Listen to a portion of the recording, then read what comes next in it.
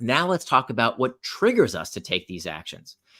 What most people think about are the external triggers, the pings, the dings, the rings, all these things in our outside environment that can lead us towards distraction. But would you believe studies find that these external triggers, these pings, dings, and rings, these things outside of us, studies find only account for 10% of our distractions? 10%. So, what accounts for the other 90%? It turns out that 90% of the time that we get distracted, it's not because of what's happening outside of us, but rather we know that 90% of our distractions begin from within.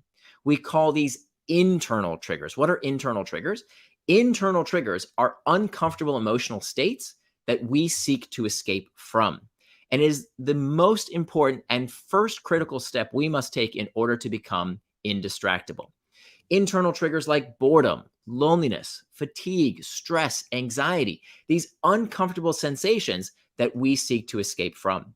What we have to realize is that if we don't understand the source of that discomfort, we will always try and escape it. That fundamentally, distraction is always an unhealthy response to an emotional trigger, to something that we don't like to feel. And so we escape that discomfort, whether it's stress, anxiety, loneliness, fatigue, uncertainty, whatever it might be, with something that takes us off track.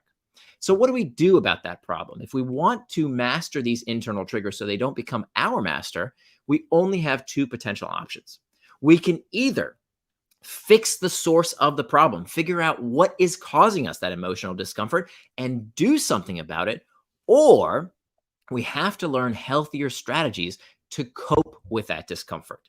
Starting with this understanding that blew me away when I started this line of research, that fundamentally time management is pain management. Let me say that again. Time management is pain management. Procrastination and distraction is nothing more than an emotional control issue. And most of us, maybe all of us, we have not been taught how to deal with that emotional discomfort in a healthy way that leads us towards traction versus an unhealthy way that leads us towards distraction. Time management is pain management. So, what do we do about this?